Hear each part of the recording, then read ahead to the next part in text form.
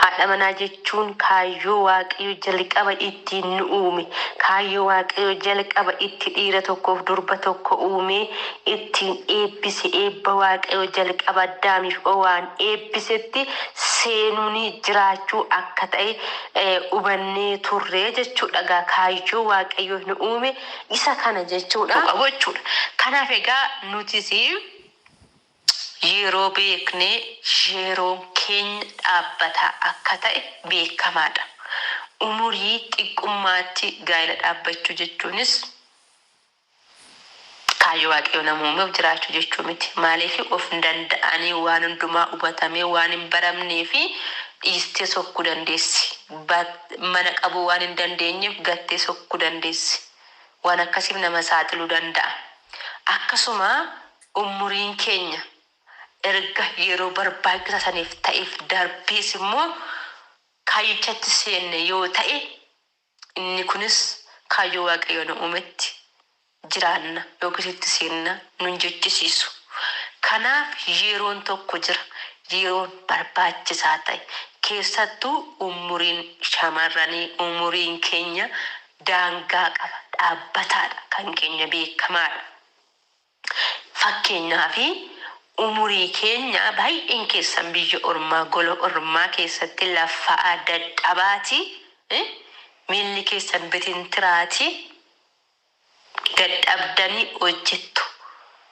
Kaayyoo manaa baataniif waan qabdaniif sanan guduuffadhaa, sanan godhadhaa otoo hin jedhiin maatii koo jireenya isaaniin jijjiira, obbolaa koo jireenya isaaniin jijjiira jenna. Isaa booda immoo ofii koo waa guduuffadhaa jenna. Akkasuma miti jedhan. Kana booda immoo yeroon keenya otoo nuti hin beekin kana keessa dhumu. Jechi tokko yeroo baay'ee shamarran Arabaa jechuun shaama jechuudha jedhu. Jecha kana duratti gaarii natti fakkaata. Arara dhaabbee garuu miti, sirrii miti. Shaamaan namaaf iftee ofii baqxee dhumti. Sinis akkas ta'uun sinirra hin jiraatu. Maaliifi kaayyoo waaqayyo isin uume shaamaa ta'a, dhaloota kaaniif ibsaa ofii keessanii baqaa jedhee miti, jedhees nu uumne. Kanaaf kaayyoo waaqayyo nu uume horaa baay'adhaa, lafa guutaa, gargaaraa, kophummaa keessaa baasaa jedhee kennaa godhee nuuf kenne waan ta'eef kanaaf hundumtuu kaayyoo mataa keenya uumamneef qabna waan ta'eef amma barbaachisaa ta'etti hojjenneetu kaayyoo waaqayyo nu uumeef jiraachuu qabna malee maatii keenyaafif ni obbolaa keenyaafif ni barsiifne digirii qabbachiifne, barsiifne maarsasii qabachiifne, dippiloomaa qabachiifne, PhD qabachiifne waan garaagaraa goone ofii keenya immoo shaamaa taana yoo ta'e warri obboleessi keenyas obboleettiin keenyas guyyaa tokko gaafa rakkina keenya ulee udaanitiin nu garagalchan. Kanaaf iyyuu isin yeroo keessan akka beektan macaafni qulqulluu nu hubachiisaa jechuudha. Maaliif jennaani fakkeenya itti deemaan jira jechuudha. Biyya ormaatti umurii keessan fixxanii biyya ormaa nama hin gadhiisu. Tokko yoo guute tokko jalaa mul'ata qo'ishiin shaffanaa jettu. Wanti immoo baay'ee nu shawwadu immoo birriin immoo baay'ee dabalaa jira keessattuu bara kana bakka waggoota lamaan kana sadan kana jala qabee birriin baay'ee dabalaa jira. Jireenyi Itoophiyaas baay'ee dabalaa jira. Garuu kaleessa birrii xiqqoo arganna ishuma waan guddaa hojjenna. Arra garuu birrii baay'ee guddaa arganna waanuma birriin xiqqoo jiru sana hojjeta. Shawwadamiina goyyoomiina. Kanaaf iyyuu kaayyoo waaqayyo isin uume arraa kaatanii akkatti yaaddan akkatti xiinxaltanii isin hubachiisuun barbaada. Kanaaf egaa umuriin keenya erga waggaa 30 ta'e, erga waggaa 25 ta'e, erga waggaa 31 ta'e, erga 35 ta'e booda gaa'ela dhaabbachuu jechuun kaayyoo waaqayyo nu uumeef jiraachuu jechuu miti. Maa faayidaan qabu jechuudha. Kaayyoo waaqayyo nu uume yeroo sadarbeera jechuudha. Maaliif keessattuu humni keessan baay'ee dhumaa jira, dadhabaa jirtu, hojjetaa jirtu. Gaa'elatti gaafa seentan immoo ani sarara caalu isin eeggataa jechuudha. Humni keessan dhumaa jira waan ta'eef gaa'ela keessa gaafa galtanis wanti humna isin barbaadu baay'een cimaan jira. Innis isa waaqayyo ittiin isin eebbise, itti waaqayyo nu eebbise horaa baay'adhaa jecha jedhu sana horanii baay'achuudhaaf dirqama daa'ima godhachuu jira. Daa'ima gaafa godhatan dadhabbii baay'ee qaba. Waaqayyo nama gargaare malee jechuudha. Garaatti baatanii adeemuu, gadameessi ofii dhala qabachuu, danda'uu jechuun eebba waaqayyooti. Kanaaf yeroo isaa hin taane yoo ta'e fakkeenyaaf umurii shamarran tokkotti gaa'ela dhaabbachuun ishii irra jiru irratti gaa'ela dhaabbatte yoo dhala hin godhanne yoo gadameessi ishii dhala qabachuu hin dandeenye ta'e inni kun hojii waaqayyooti, inni kun ga'ee waaqayyooti. Komatamuus kan qabu kadhatamuus kan qabu waaqayyoodha. Qoricha tokko waan garaagaraa qusannaa minaamina tokko too fayyadamii umurii barbaachisaa ta'e irratti gaa'ela dhaabbatanii gadameessuuf dhala qabachuu hin dandeenye yoo ta'e inni kun rakkoo keenya miti. Of kumachuu hin qabnu.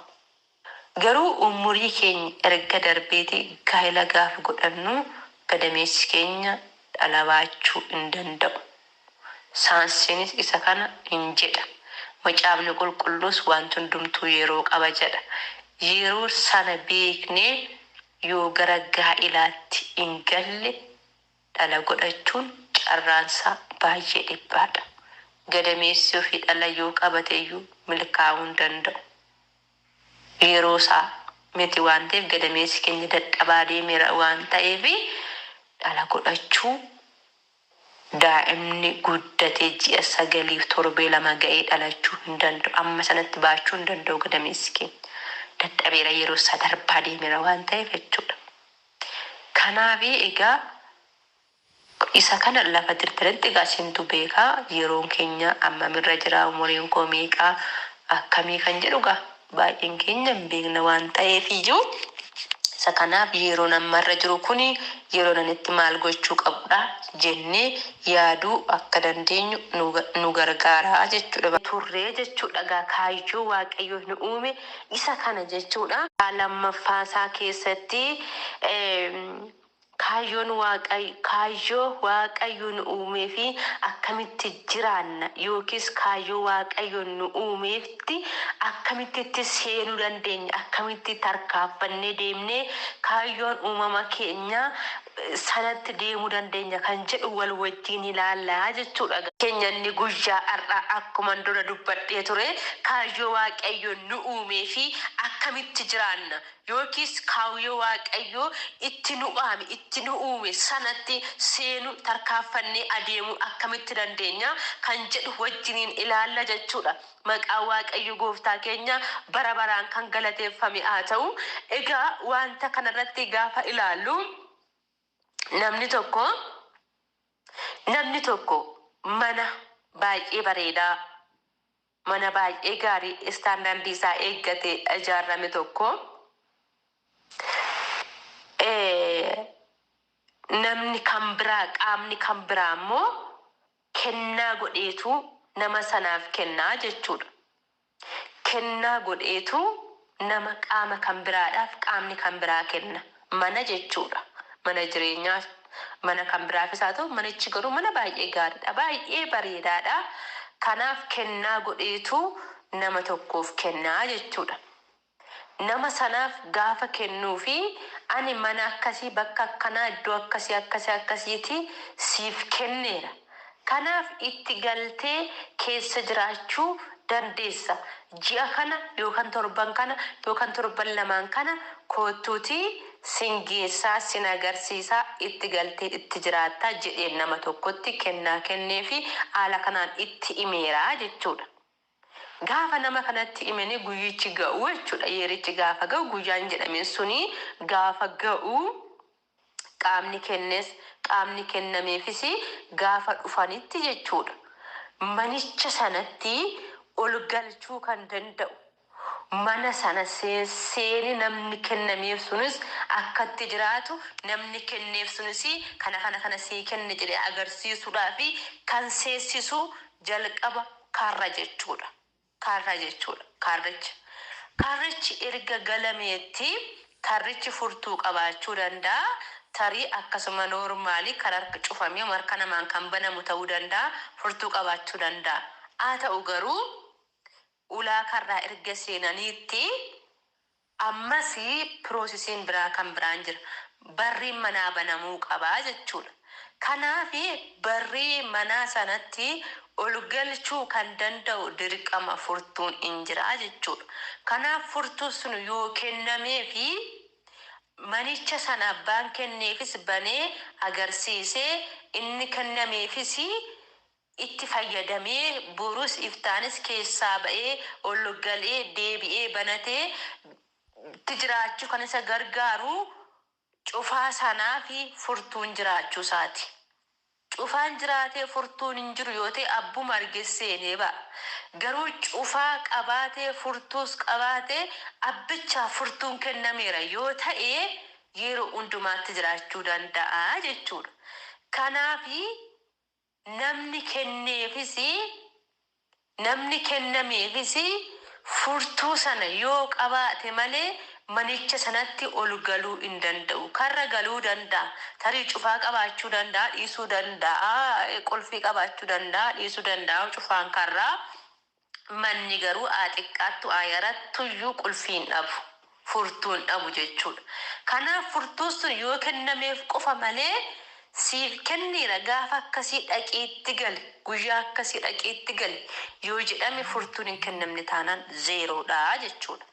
Kanaaf ammasii barumsi kun kan inni nu gargaaruu fi kennaa waaqayyo kennaa godhee nuuf kenne itti jiraadhaa kaayyoon isin uumeef kanaaf jedhee erga nu hubachiise kaayyichatti nu gashuu kan danda'u furtuu yoo jiraate qofaadha. Ammasii furtuu ittiin kaayyoo waaqayyo nu uumetti nu geessuu danda'uun isinitti himaa jechuudha. Barumsa keenya guyyaa har'aa keessatti maqaa waaqayyo bara baraan haa eebbifamu. Kaayyoodhuma waaqayyo na uumee fi gaa'ela dhaabbachuun qabaa, ijoollee horachuun qabaa, heerumuun qabaa jenneema callisneema fiignee itti galla otoo hin ta'in step by step jedhani. Karri jira, barriin jira, furtuun jira mana tokkotti galuuf jechuudha. Kanaaf kaayyoo waaqayyootti nu uumetti galuufis furtuu barbaachisaa ta'e tokkotu nu barbaachisaa jechuudha. Maaliifi akkuma biyya lafaatti yoo ilaalle dhiirri tokkoof shamarreen tokko gaafa wal fuudhan aadaa fi duudhaa mataa isaa danda'e deemsa deemamu qabu malee bakkeedhuma karaa irratti wal arganii fi wal fuudhuun hin danda'amu. Inni kun har'a waliin galanii boru wal gardeemuu ta'a. Kun immoo kaayyoo waaqayyo nu uumetti nu geessa jechuu miti, kaayyoo waaqayyo na uumeef jiraadhira jechuu miti jechuudha. Kana akkasitti hin uumne Addaamiif Hawwaan kan gargar baase du'a, Saaraa fi Abrahaam kan gargar baase du'a qofa. Garuu erga ishiin duuteeti kan biraa akka Abrahaam fuudhe macaafni qulqulluun ragaa nuuf ba'a. Seerichatti walitti hidhama sanatti nama hiikuu kan danda'u du'a qofadha. Kan akka ta'e beekna jedhee yaada. Kanaaf egaa kaayyoo waaqayyoo nu uumee fi akkamitti itti seenna yookiis itti jiraanna kan jedhu tokkoffaa irratti yeroo beekuudha. Yeroo beekuu jedha. Macaafa qulqulluu keessatti wanti hundumtuu yeroo qaba. Macaafa lallabaa boqonnaa 3:1-8 kan jiru maqaa Kiristoos Iyesuusiin nan dubbisaa akkas jedha. Wanti hundinuu yeroo qabaachuu isaa jedha. Wanti hundinuu yeroo qaba. Wanti bantii waaqaa jala jiru hundinuu yeroo qaba. Dhalachuu yeroo qaba. Duunis yeroo qaba. Dhabuun yeroo qaba. Isa dhaabuun yeroo qaba. Isa dhaabame buqqisuunis yeroo qaba. Ajjeesuu yeroo qaba. Fayyisuunis yeroo qaba. Diiguun yeroo qaba. Ijaaruunis yeroo qaba. Boo'uun yeroo qaba. Kolfuunis yeroo qaba. Gadduun yeroo qaba. Sirbuunis yeroo qaba. Dhagaa bittimsuun yeroo qaba. Dhagaa walitti qabuunis yeroo qaba. Ammachuun yeroo qaba. Ammachuu dhiisuunis yeroo qaba. Barbaaduun yeroo qaba. Barbaaduu dhiisuunis yeroo qaba. Kaa'uun yeroo qaba. Gatuunis yeroo qaba. Baqaqsuun yeroo qaba. Hodhuunis yeroo qaba. Calluma jechuun yeroo qaba. Dubbachuunis yeroo qaba. Jaalachuun yeroo qaba. Jibbuunis yeroo qaba. Loluun yeroo qaba. Nagaa buusuunis yeroo qaba. Yeroo qaba jedha macaafni qulqulluu keenya sitti. Kanaaf egaa wanti hundumtuu yeroo akka qabu macaafni qulqulluu sirriitti lafa nuu ka'a. Kanaaf egaa kaayyoo waaqayyo na uumeef jiraachuun qaba jennee umurii keenya waggaa 5 umurii keenya waggaa 10tti otomaatiin keenya gaa'ela akka dhaabbannu godhanitti inni kun kaayyoo waaqayyo na uumeef jiraachuu jechuu miti. Ofiyyuu dandeenye waa uma jireenyaayyuu waanuma tokkoyyuu waan nuti barreen qabnu jechuudha.